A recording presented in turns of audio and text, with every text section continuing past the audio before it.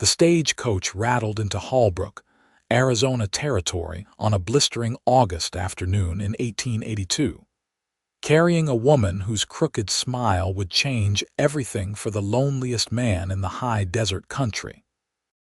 Gideon Brennan stood on the dusty platform outside the general store, his weathered hands gripping his hat so tightly the brim had started to crease. He was 32 years old, owner of the second-largest cattle ranch in Navajo County, and more nervous than he had been facing down rustlers or summer droughts. The advertisement he had placed in the Boston newspaper 3 months ago had seemed like a desperate move at the time, the kind of thing a man did when the silence of his ranch house had become unbearable. Now, watching the stagecoach door swing open, he wondered if he had made the biggest mistake of his life. A small gloved hand emerged first, followed by a woman in a travel-stained green dress that had probably been fashionable when she left Massachusetts 6 weeks earlier. She stepped down carefully, her dark blonde hair escaping from its pins, and turned to survey the dusty street with eyes the color of storm clouds. Then she smiled, and Gideon felt his heart skip in a way that had nothing to do with anxiety. Her smile was crooked, pulling higher on the right side than the left, giving her whole face an endearing, lopsided quality that made her look like she was perpetually amused by some private joke. It was not the prim, proper expression he had expected from a Boston lady. It was genuine and warm and utterly captivating. "Mr. Brennan?" she asked, her voice carrying a slight New England accent that sounded impossibly refined in the rough frontier town. "Yes, madam. Miss Florence Kensington." He stepped forward, suddenly aware of the trail dust on his boots and the fact that he had probably waited too long between shaves. "That would be me, though I hope you will call me Florence." She extended her hand, and when he took it, her grip was firmer than he expected. "I apologize for my appearance. The journey was considerably rougher than the advertisement suggested it would be." "You look just fine, madam. I mean Florence." He released her hand reluctantly and gestured to the wagon he had driven into town.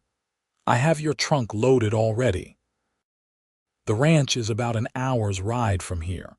I thought maybe you would like to freshen up at Mrs. Chen's boarding house first, get some proper rest." "Mrs. Chen's?" Florence tilted her head, that crooked smile deepening. "I had rather expected to go straight to the ranch."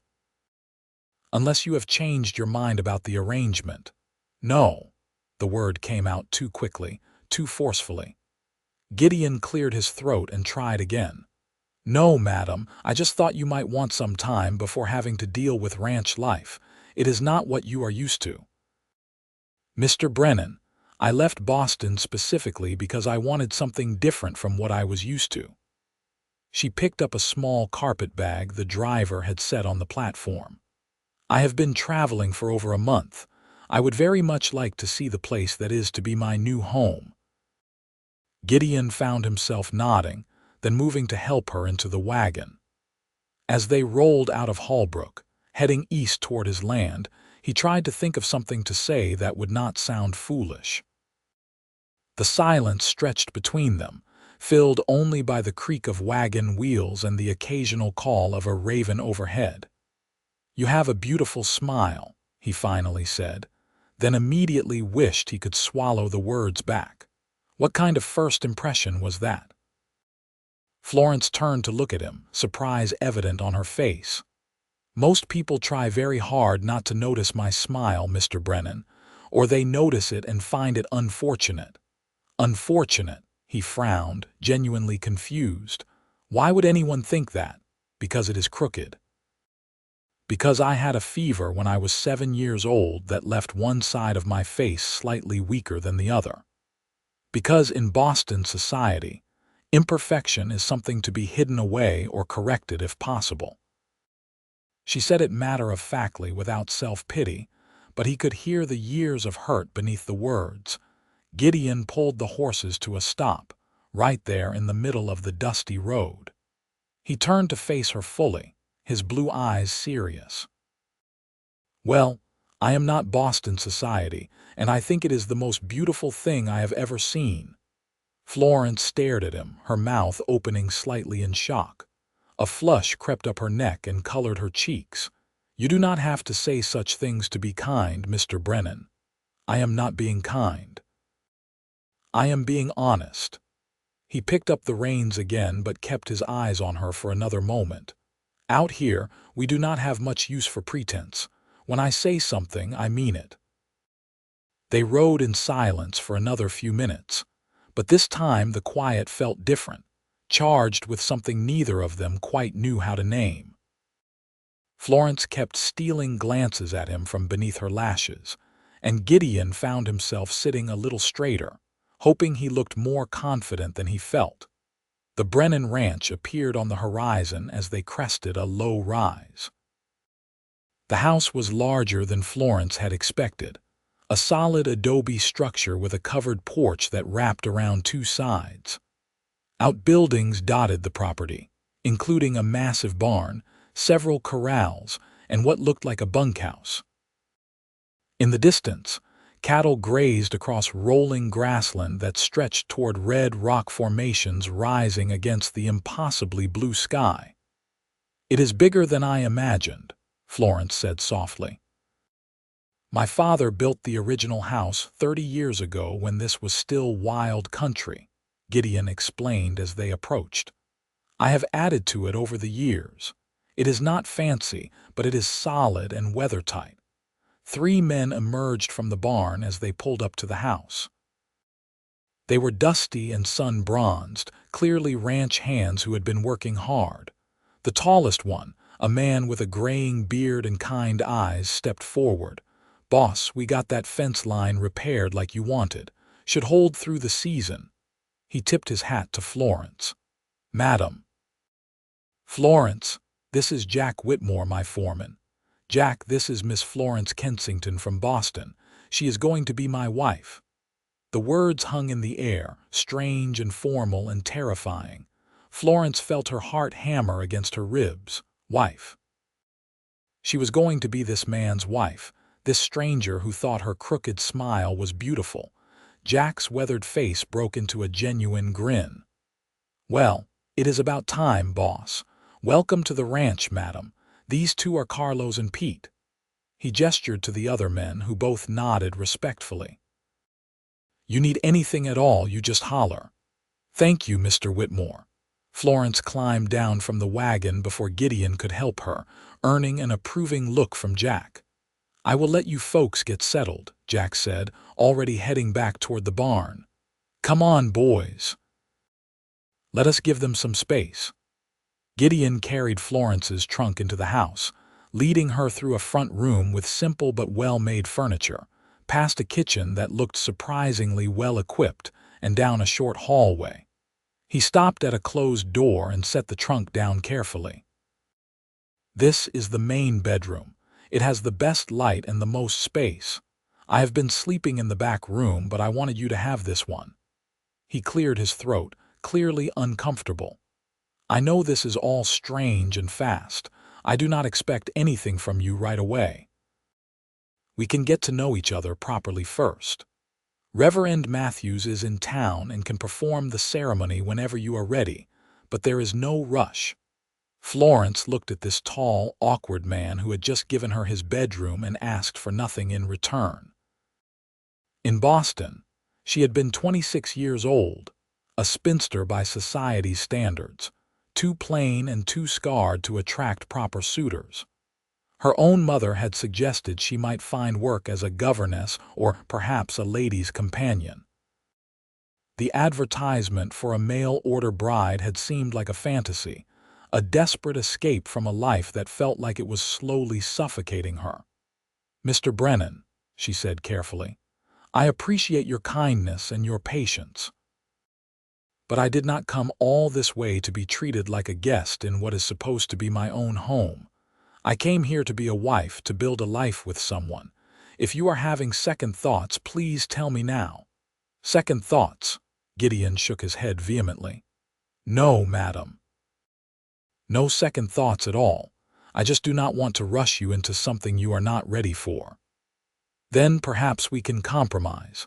Let me settle in today, and tomorrow we can go to town and speak with Reverend Matthews. A week should give me enough time to prepare." She smiled that crooked smile again. "Is that acceptable?" "More than acceptable." Gideon felt relief wash through him. "I will leave you to rest. There is water in the pitcher on the dresser, and I will have supper ready in a few hours. Nothing fancy, just stew and bread. You cook?" Florence could not hide her surprise. A man living alone learns to do a lot of things, or he starves. He paused at the doorway. "Welcome home, Florence." After he left, Florence sat on the edge of the bed and let out a long breath she had not realized she was holding. The room was simple but clean, with whitewashed walls and curtains that filtered the harsh desert sunlight into something softer. Through the window, she could see the vast expanse of land that was now, in some strange way, hers. She thought about Gideon's words, the way he had looked at her when he said her smile was the most beautiful thing he had ever seen. No one in her entire life had ever said anything like that to her. She touched her face, feeling the slight weakness on the left side that made her smile crooked, the lingering evidence of childhood illness that had marked her as different. Maybe different was what she needed to be. Maybe here, in this vast and unforgiving landscape, different could be beautiful. That evening they ate dinner at a rough-hewn table in the kitchen.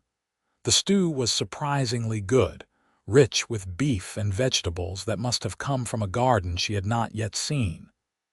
Gideon proved to be a better cook than he had given himself credit for, and Florence told him so. "My mother insisted I learn before she died," he explained.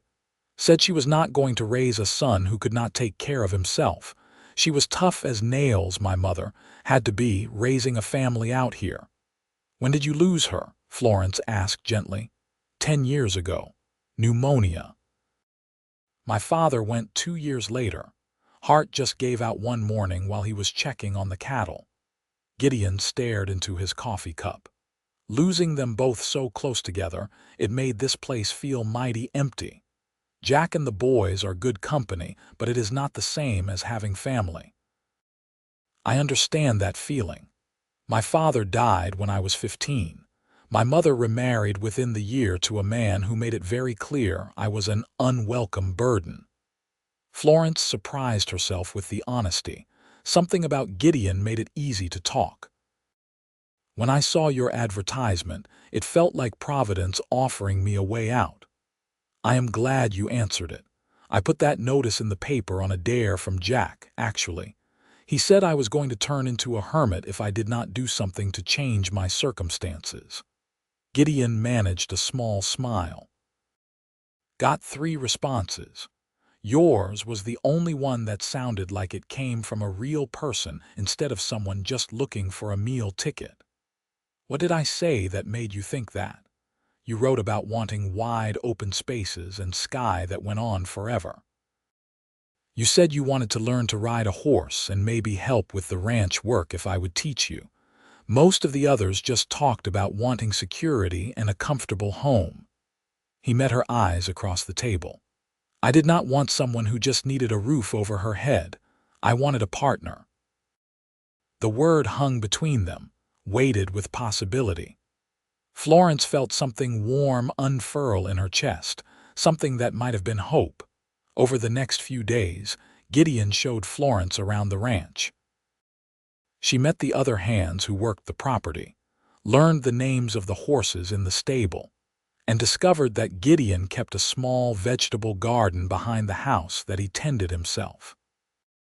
He was patient with her endless questions, never making her feel foolish for not knowing the difference between a heifer and a steer, or asking why they branded the cattle. On the 3rd day, he brought a gentle mare named Daisy to the corral and offered to teach Florence to ride. She had been nervous, but Daisy was patient and Gideon's instructions were clear and encouraging. By the end of the lesson, she was able to walk the horse around the corral without assistance, and the look of pride on Gideon's face made her feel like she had accomplished something remarkable. "You are a natural," he said, helping her dismount. His hands lingered at her waist for just a moment longer than necessary, and Florence felt her breath catch. "I had a good teacher." She looked up at him, suddenly very aware of how close they were standing. "Thank you for being so patient with me. It is not patience when I am enjoying myself." Gideon's voice had gone quiet, almost rough. "Florence, I know we barely know each other, but I want you to know that I am glad you are here, really glad. I am glad too." She reached up and touched his cheek, feeling the rasp of stubble beneath her fingertips. "More glad than I expected to be." He leaned down slowly, giving her plenty of time to pull away if she wanted to, but Florence did not want to pull away. She closed the distance between them and pressed her lips to his in a kiss that was tentative and sweet and full of promise. When they broke apart, both of them were smiling. Florence's crooked smile met Gideon's shy grin, and something clicked into place between them, something that felt right and true and utterly unexpected. "We should probably head into town tomorrow," Gideon said, his voice slightly unsteady. "Talk to Reverend Matthews like you suggested." "Yes," Florence agreed. "I think we should." The next morning they rode into Holbrook together in the wagon. Florence wore her best dress, a deep blue that brought out the gray in her eyes, and Gideon had taken extra care with his appearance, even trimming his beard. The Reverend was a kindly man in his 60s who seemed genuinely pleased to meet Florence and hear their plans. "I can perform the ceremony this Sunday if that gives you enough time to prepare," he offered. "Nothing fancy, but we will make it proper and legal." "Sunday would be perfect," Florence said, glancing at Gideon for confirmation. He nodded, looking both terrified and elated. After they left the church, Gideon took her to the general store. "You will need a few things for the ranch, I am sure, and I want to get you a proper wedding gift." The store was run by a Chinese couple, the Chens, who Gideon explained had been in Holbrook for nearly 20 years. Mrs. Chen was a tiny woman with sharp eyes and a warm smile who immediately pulled Florence into a discussion about fabrics and supplies. "You need good practical clothes for ranch work," she insisted, pulling bolts of sturdy cotton from the shelves, "and a proper hat for the sun. Your skin will burn terribly otherwise." While Mrs. Chen measured Florence for new dresses, Gideon spoke quietly with Mr. Chen at the counter. Florence could not hear what they were discussing, but she saw Mr. Chen nod and disappear into the back room, returning with a small wooden box. When they finally loaded their purchases into the wagon, Florence was exhausted but happy. She had new dresses being made, supplies for the kitchen, and even a pair of riding boots that Mrs. Chen had insisted were essential. Gideon had been generous, never once questioning her choices or making her feel like a burden. As they drove back toward the ranch, Gideon pulled the wagon to a stop at a place where the road overlooked a vast expanse of red rock and desert grassland. The sun was starting to descend toward the horizon, painting the sky in shades of orange and pink and purple. "I wanted to give you this before Sunday," he said, pulling out the small wooden box Florence had seen earlier. "It is not much, but it belonged to my mother. She would have wanted you to have it." Florence opened the box carefully and gasped. Inside was a delicate silver necklace with a small turquoise pendant, the stone polished smooth and gleaming in the evening light. "Gideon, I cannot take something so precious. Please, I want you to have it. My father gave it to my mother when they got married. She wore it every day until she died." He took it from the box and moved behind her, fastening it around her neck with surprisingly gentle hands. "It looks right on you." Florence touched the pendant, feeling the warmth of the stone against her skin. When she turned to thank him, she found him looking at her with such open affection that it made her heart ache. "I know this is all happening fast," she said softly, "but I want you to know that I do not regret coming here, not for a moment, even though you barely know me. Even though this life is so different from what you are used to, especially because of those things." She took his hand, threading her fingers through his. "In Boston, I knew exactly what my future held, and it was small and gray and suffocating. Here, everything is uncertain, but it feels alive." "You make me feel alive." Gideon pulled her close, wrapping his arms around her as they watched the sun sink lower. "I promise I will do my best to make you happy, Florence. I may not always get it right, but I will try." "That is all anyone can ask," she whispered against his shoulder. Sunday arrived warm and clear. Florence dressed in her best traveling suit, the one she had worn when she first arrived, and Mrs. Chen came out to the ranch early to help her with her hair. The Chinese woman had taken a shine to Florence, insisting that she needed another woman's help on her wedding day. "You look beautiful," Mrs. Chen declared when she was finished, having woven small desert flowers into Florence's hair. "That young man of yours will not know what hit him." Indeed, when Florence emerged from the bedroom, Gideon stood frozen in the main room, staring at her like he had never seen her before. He had dressed in his best suit, dark and well-fitted, and had tamed his sandy hair into some semblance of order. "You look lovely," he managed, his voice rough with emotion. "You look rather handsome yourself, Mr. Brennan." Florence's crooked smile was radiant. They rode into town together, this time with Jack, Carlos, and Pete following in another wagon. When they arrived at the small church, they found it surprisingly full. Word had spread through the small community that Gideon Brennan was finally getting married, and people had turned out to witness it. The ceremony itself was simple but moving. Reverend Matthews spoke about the challenges and joys of building a life together, especially in the harsh beauty of the Arizona territory. When it came time for the vows, Gideon's hands shook slightly as he took Florence's, but his voice was steady and sure. "I promise to stand by you through drought and plenty, through hard times and good. I promise to respect you and care for you and work every day to be worthy of the trust you are placing in me." He squeezed her hands gently. "I promise to always tell you that your smile is the most beautiful thing I have ever seen, because it is the truth." Florence felt tears prick her eyes. Her own vows were simpler. "I promise to be your partner in all things, to work beside you and support you and build a home with you. I promise to give you my whole heart, freely and without reservation." When Reverend Matthews pronounced them husband and wife, Gideon kissed her gently, reverently, like she was something precious and breakable. The small church erupted in applause and cheerful shouts. The celebration that followed was held at the boarding house, with Mrs. Chen and several other town women providing food and drink. It was nothing like the elaborate weddings Florence had attended in Boston, but it was warm and genuine, full of people who seemed truly happy for them. Jack pulled Gideon aside at one point, and Florence saw the older man clap him on the shoulder, saying something that made Gideon laugh and flush with embarrassment. Later, Mrs. Chen took Florence's hand and squeezed it. "You are good for him," she said quietly. "I have known Gideon since he was a boy.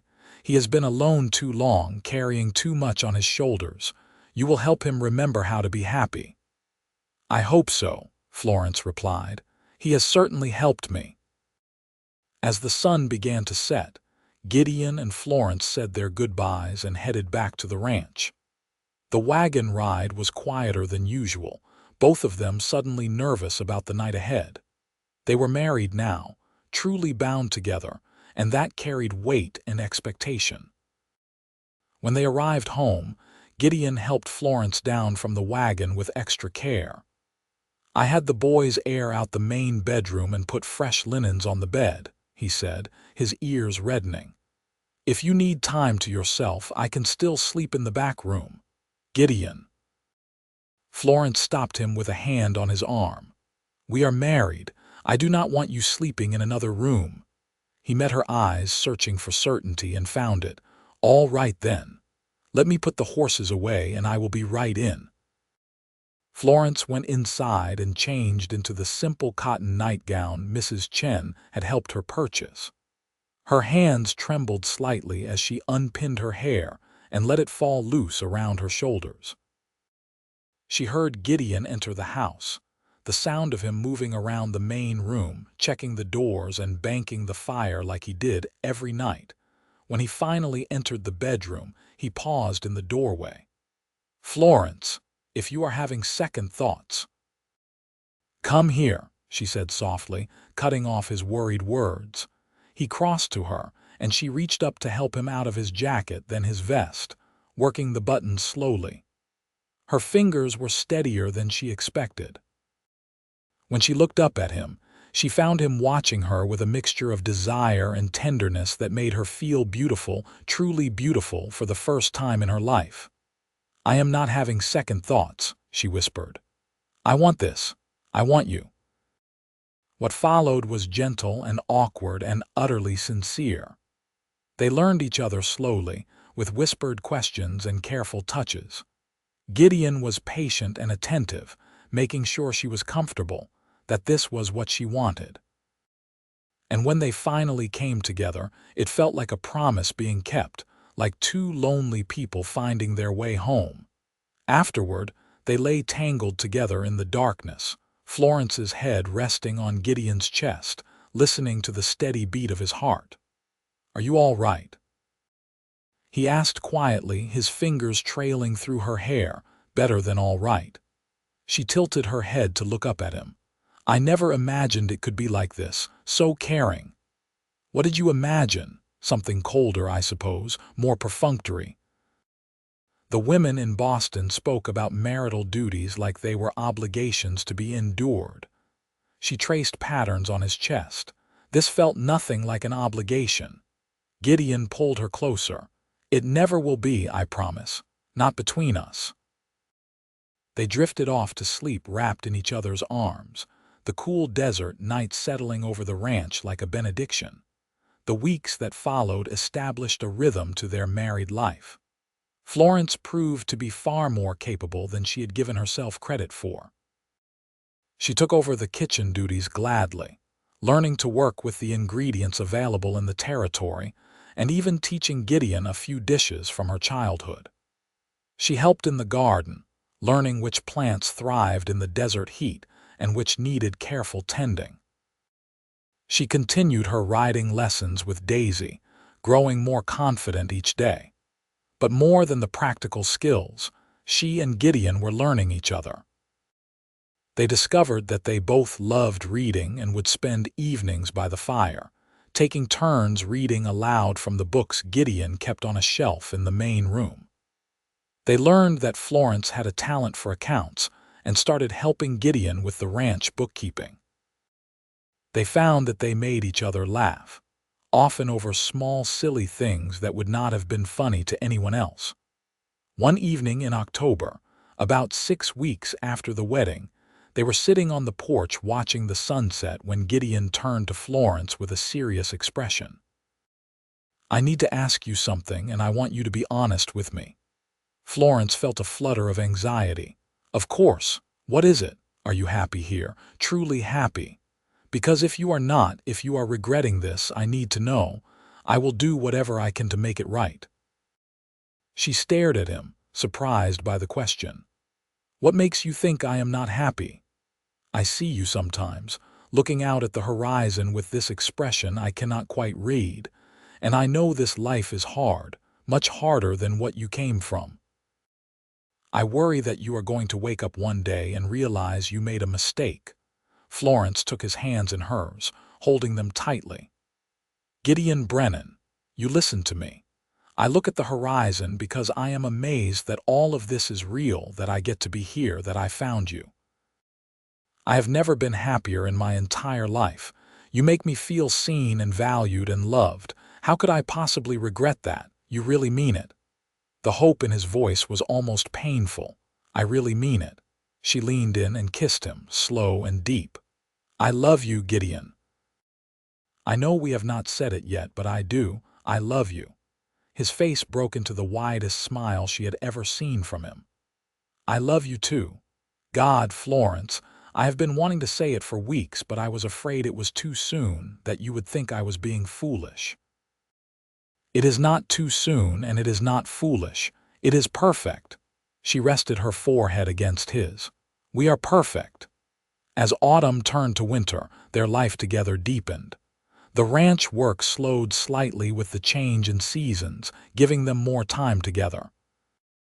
Gideon taught Florence to shoot, saying every ranch wife needed to know how to defend herself and the property. She proved to be a decent shot, though she insisted she hoped never to have to use the skill in earnest. In December, they made the trip into Holbrook for Christmas supplies.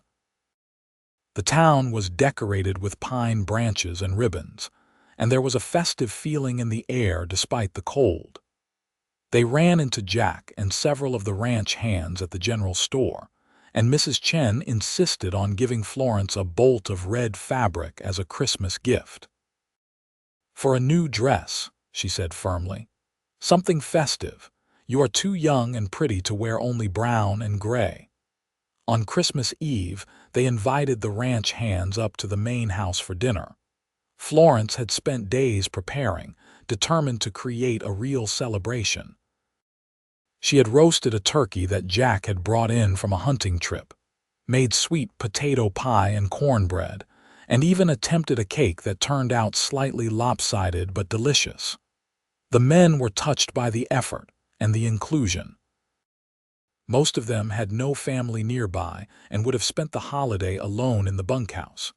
Instead, they ate and laughed and sang old songs around the fireplace. Carlos played a guitar he kept in his room, and Pete surprised everyone by having a beautiful singing voice. As the evening wound down and the hands headed back to the bunkhouse, Jack lingered for a moment at the door. "Thank you for tonight, madam. It has been a long time since this place felt like a home." "It is my home now," Florence replied warmly, "and you are all part of it." After everyone left, Gideon and Florence cleaned up together, working in comfortable silence. When they finally made their way to bed, Gideon pulled a small package from the drawer of the bedside table. "I know we said we would not do gifts, but I saw this and could not help myself." Florence opened it carefully to find a beautiful leather-bound journal and a set of good pens. "Oh, Gideon, I have noticed you writing sometimes, little notes and observations. I thought maybe you would like to keep a proper journal, record our life here." He looked almost shy. "So we can remember it all. It is perfect." She kissed him gratefully. "I actually have something for you too. I know we agreed not to, but I also could not help myself." She retrieved a package from her own hiding place and handed it to him. Inside was a new leather vest, intricately tooled with a pattern of running horses. She had ordered it from a craftsman in Holbrook weeks ago, paying for it with money from the egg sales she had started managing.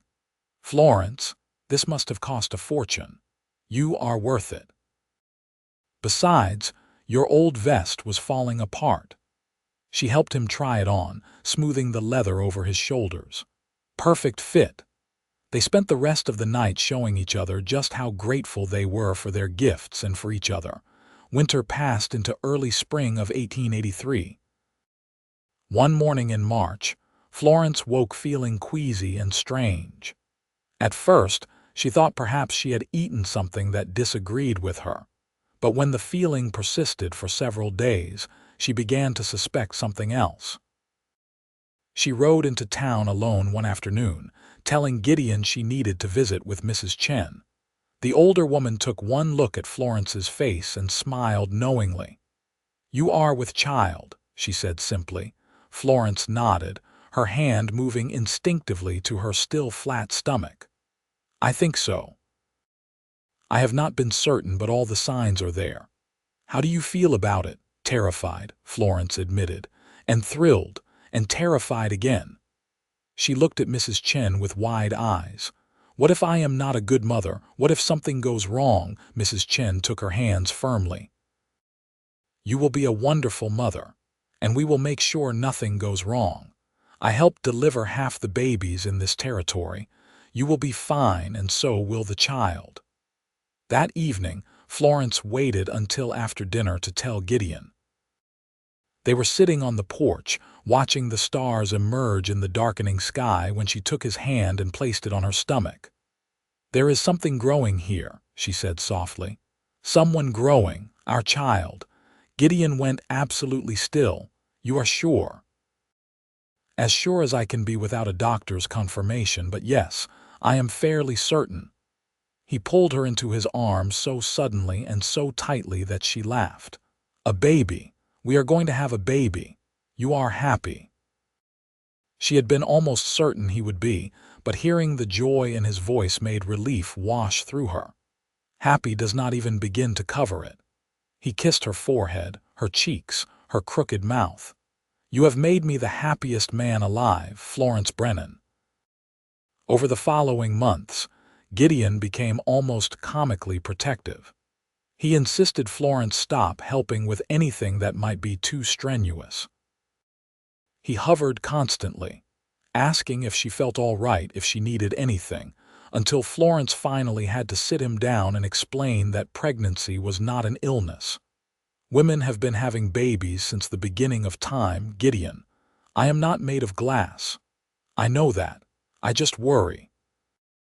Childbirth can be dangerous, especially out here without easy access to proper medical care. His expression was so genuinely anxious that Florence's exasperation melted. Mrs. Chen has promised to be here when the time comes. She has delivered dozens of babies. We will be fine. As summer arrived, Florence's belly grew round and firm. She found she enjoyed the changes in her body, the way Gideon looked at her with wonder and reverence. He would often place his hand on her stomach, hoping to feel the baby move, and his face would light up like a child's when he succeeded. They spent long evenings talking about names and possibilities. If it was a boy, Gideon wanted to name him after Florence's father. If it was a girl, Florence thought they should use Gideon's mother's name, Marie. They argued playfully about whether they wanted a large family or just 1 or 2 children, about how they would raise them, what they would teach them. I want them to grow up knowing they are loved, Florence said one night, her hands resting on her swollen belly. I want them to never doubt that they belong, that they are wanted. They will know, Gideon promised. We will make sure of it. In late August, just over a year after Florence had first arrived in Holbrook, the contractions began. Gideon immediately sent Pete racing into town to fetch Mrs. Chen while he tried his best to keep Florence comfortable and not panic himself. It is too soon, he kept saying. The baby is not supposed to come for another 2 weeks.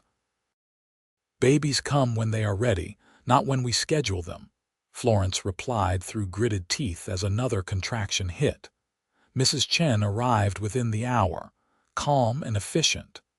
She took over the bedroom, sending Gideon out with orders to boil water and stay out of the way.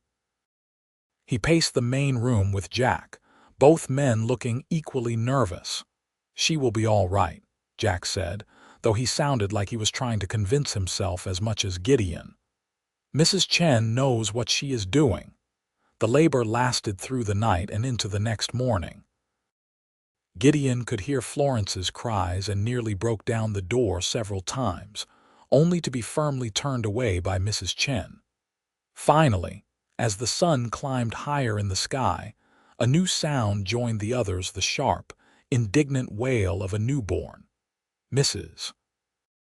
Chen emerged from the bedroom, looking tired but pleased. You have a son, Mr. Brennan, a healthy, strong boy, and your wife is doing well, though she is exhausted. Gideon did not wait for further permission.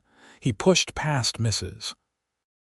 Chen and into the bedroom where Florence lay propped against pillows, her hair damp with sweat, her face exhausted but radiant. In her arms was a tiny bundle wrapped in soft cotton. "Come meet your son," she said softly. Gideon approached slowly, almost reverently. When Florence pulled back the blanket slightly, he saw a small red face, eyes squeezed shut, a shock of dark hair on his head. The baby was making small, mewling sounds, his tiny fists waving. "He is perfect," Gideon breathed. "He is absolutely perfect." "Would you like to hold him?" Florence asked. Gideon nodded, unable to speak, and carefully took the baby from her arms. The weight was so light, the bundle so small, but holding his son felt like holding the entire world. Tears streamed down his face unchecked. "I love you," he said to Florence, his voice thick with emotion. "I love you both so much." They named him Thomas, after Florence's father, with the middle name of James after Gideon's. Little Thomas proved to be a good baby overall, sleeping in reasonable stretches and nursing well. Florence recovered quickly from the birth, though she was glad for Mrs. Chen's help in those first few days. The ranch hands were all utterly smitten with the baby. Jack carved a beautiful wooden rattle for him. Carlos made a mobile with small painted horses that hung over his cradle. And Pete somehow produced a tiny leather hat that would fit Thomas when he got a bit bigger. As Thomas grew from a newborn into an infant who could smile and laugh and grab at things, Florence and Gideon grew into their roles as parents. They took turns walking him when he fussed at night, delighted in his first attempts to roll over, marveled at how fast he seemed to be growing. "I never knew I could love anything this much," Florence said one evening as she nursed Thomas while Gideon read aloud from a book of poetry. "It is almost frightening how much I love him, how much I love both of you." "I know exactly what you mean." Gideon set down the book and moved to sit beside them. "Sometimes I look at the two of you and I cannot believe this is my life, that I get to have this." "We both get to have this," Florence corrected gently. "We built this together, Gideon. This life, this family, it belongs to both of us." The years that followed were full and rich. Thomas grew into a bright, curious toddler who followed his father around the ranch whenever possible and loved helping his mother in the garden. When he was 2, Florence discovered she was pregnant again. This time she was less nervous, more confident in her body's ability and in the support she had around her. Their second child, a daughter they named Marie after Gideon's mother, was born in the spring of 1886. She had Florence's gray eyes and the same crooked smile that had captivated Gideon when he first saw her mother step off the stagecoach nearly 4 years earlier. "She has your smile," Gideon said, cradling his daughter with the same wonder he had shown with Thomas. "The most beautiful thing I have ever seen, passed down to the next generation." Florence laughed, her heart so full it felt like it might burst. "You are going to spoil her terribly, are not you?" "Absolutely," he agreed without shame. "I am going to spoil all of you terribly for the rest of our lives." He kept that promise. As the children grew, the ranch prospered. Gideon and Florence expanded the operation, buying additional land and increasing their herd. Florence's skill with accounts proved invaluable, and she took over managing the business side of the ranch entirely. Gideon built an addition onto the house, adding more bedrooms and a proper dining room. Thomas grew tall and strong like his father, learning to ride almost before he could walk properly. He had a gift with animals and a patient, steady temperament that made him perfect for ranch work. Marie was smaller and fiercer, quick-tempered and quick-witted, always asking questions and demanding to know how things worked. In 1889, Florence gave birth to their third child, another son they named Samuel. He was a happy, easy baby who grew into a cheerful child, always laughing, always finding joy in the smallest things. The Brennan Ranch became known throughout the territory not just for its quality cattle, but for the warmth of its hospitality.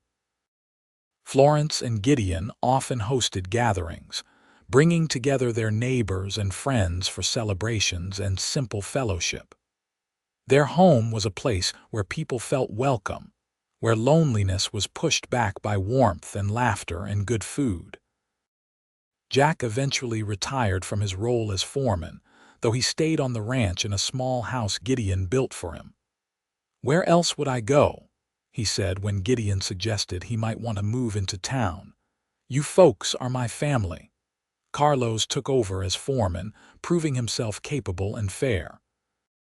Pete eventually got married himself to a widow from town and built a house on the edge of the Brennan property. The ranch became not just a business but a community, a collection of people bound together by affection and shared purpose. One evening in the fall of 1895, Florence and Gideon sat on their porch watching the sunset, just as they had done countless times over the years. Their children were inside, Thomas reading to his younger siblings, their voices drifting out through the open window. "Do you remember when we first sat here together?" Gideon asked, taking Florence's hand. "Right after you arrived, of course.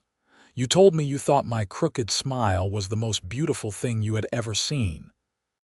Florence smiled, that familiar lopsided expression that had only grown more dear to Gideon with each passing year. "I thought you were being kind. I was being honest. I am still being honest. That smile is still the most beautiful thing I have ever seen." He raised her hand to his lips and kissed it gently. "Well, except perhaps for the way you look at our children, or the way you look when you are working in the garden and think no one is watching. All of those are tied for most beautiful." Florence laughed, the sound still as bright and genuine as it had been when she first stepped off that stagecoach 13 years earlier. "You have always had a way with words, Mr. Brennan. Only when it comes to you, Mrs. Brennan." They sat in comfortable silence for a while, watching the sky turn from orange to pink to purple. The air was cooling with the approach of evening, carrying the scent of sage and earth and the distinctive smell of the desert after a hot day. "Are you happy?" Gideon asked, echoing the question he had posed to her in those early days of their marriage. "Truly happy? You still doubt it after all these years?" Florence teased gently. "I just like to hear you say it." She turned to face him fully, her expression serious despite the smile still playing at her lips. "I am happier than I ever dreamed possible. You gave me a home, a family, a purpose. You gave me a life where I am valued for who I am, not dismissed for what I look like or where I came from. You gave me love, Gideon, real and true and lasting. How could I be anything but happy? I feel the same way. You took a lonely man with an empty house and gave him everything. A reason to wake up in the morning, a hand to hold, children to raise, a partner in every sense of the word." He pulled her close, wrapping his arm around her shoulders. "I love you, Florence. I will love you until the day I die. And I love you."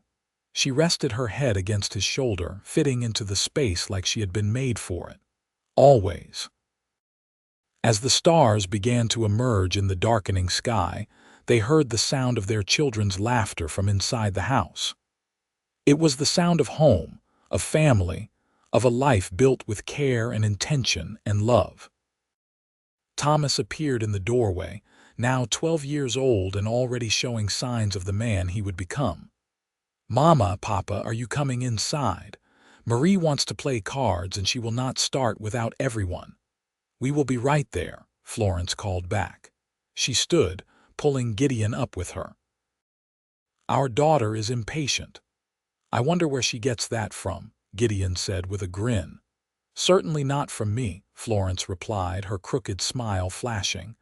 "I am the picture of patience." They walked inside together, hand in hand, into the warmth and light and noise of their home. In the years that followed, there would be challenges and hardships, as there always were on a ranch in the Arizona Territory.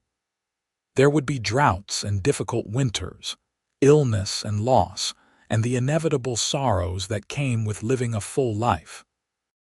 But there would also be joy and growth and continued love. Thomas would eventually take over the ranch from his father, running it with the same care and dedication Gideon had shown. Marie would become a teacher, opening a school in Holbrook and educating children throughout the territory.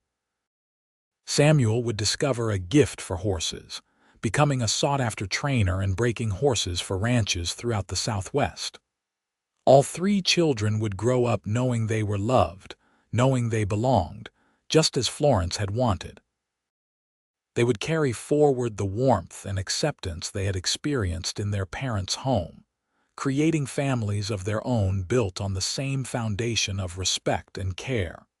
Florence would continue to keep her journal, filling volume after volume with the stories of their life together. She would record the small moments and the large ones, the everyday miracles and the extraordinary events. When she was very old, her grandchildren would beg her to read from those journals, to tell them stories about the early days of the ranch, about how their grandfather had first seen their grandmother step off a stagecoach with a crooked smile and fallen in love. Gideon would work the ranch until he was no longer physically able, then would spend his days teaching his grandchildren to ride and telling them stories about the old days. He would never stop looking at Florence with the same wonder and affection he had shown from the very beginning. Even when they were both old and gray, when her hair had gone silver and his beard was white, he would still tell her that her smile was the most beautiful thing he had ever seen. They would celebrate 50 years of marriage surrounded by children and grandchildren and great-grandchildren, by friends and neighbors and ranch hands who had become family. It would be a celebration of not just their marriage but of the life they had built together, the community they had fostered, the love they had shared and spread to everyone around them. When Florence was 78 years old, she would pass peacefully in her sleep, her hand held in Gideon's. He would follow her 6 months later, unwilling or unable to live long without her. They would be buried side by side on a hill overlooking the ranch, their graves marked with simple stones that bore their names and the dates of their lives. But on this particular evening in 1895, with their children playing cards in the next room and the stars beginning to shine overhead, none of that was known or needed to be known. What mattered was the present moment, the warmth of the house, the sound of laughter, the feeling of Gideon's hand in Florence's as they joined their family. What mattered was that a lonely rancher had placed an advertisement in a Boston newspaper, and a woman with a crooked smile had answered it, and together they had built something beautiful and lasting and true. What mattered was that they had found each other across the miles and the differences and the uncertainties, and they had chosen each other every single day since. That choice, made and remade over and over again through the years, was the foundation of everything they had created.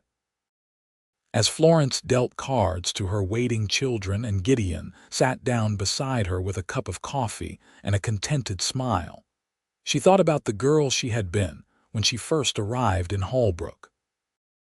That girl had been scared and uncertain, marked by her differences, convinced she would never be truly seen or valued. She looked at her husband, at her children, at the home they had made together, and felt a wave of gratitude so profound it nearly brought tears to her eyes. She had been seen. She had been valued.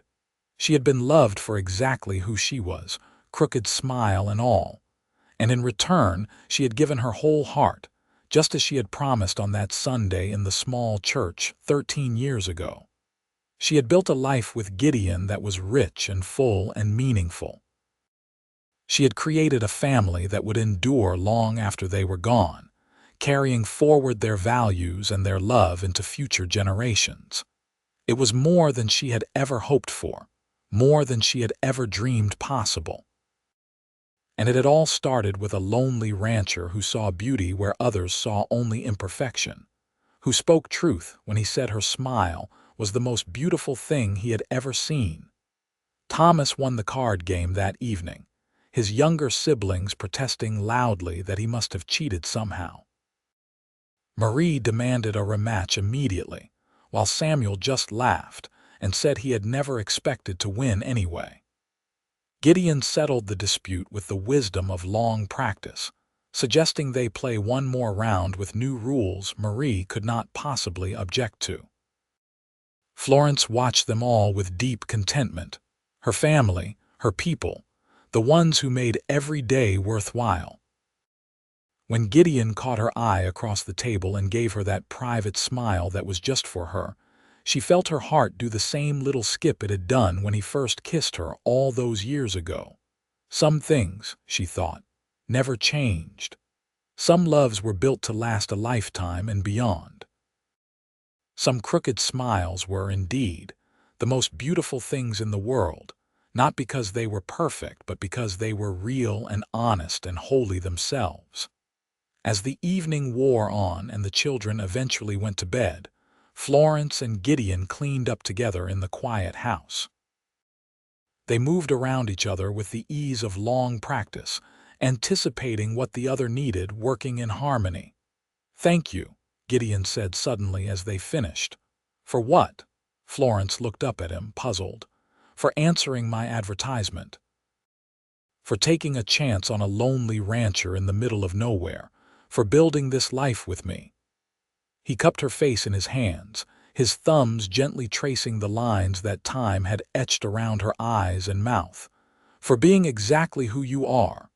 "Thank you for seeing me," Florence replied softly. "Really seeing me from that very first day. Thank you for making me believe I was beautiful. Thank you for giving me a home." They stood there in their kitchen, no longer young but still very much in love, and shared a kiss that held 13 years of partnership and affection and commitment. It was the kind of kiss that promised many more years to come, that spoke of roots grown deep and strong. When they finally made their way to bed, they fell asleep wrapped in each other's arms, just as they had done countless nights before and would do countless nights more. Outside, the desert night was cool and clear, the stars bright overhead, the land stretching away in all directions. It was the same land that had been there when Florence first arrived, the same vast sky, the same red rocks glowing in the moonlight. But it was also completely transformed, made precious and meaningful by the life that had been lived on it, by the love that had been shared beneath that wide sky. The mail-order bride with the crooked smile and the lonely rancher who thought it was beautiful had found each other against all odds. They had taken a chance on something uncertain and turned it into something solid and lasting. They had built not just a marriage but a family, not just a house but a home, not just a life but a legacy. And it all came down to one simple truth that Gideon had spoken on the dusty street of Holbrook, Arizona, on a hot August day in 1882. Her smile truly was the most beautiful thing he had ever seen. He had meant it then, he meant it now, and he would mean it every day for the rest of their lives together. That truth, simple and profound, had been the beginning of everything. And what a beautiful everything it had turned out to be.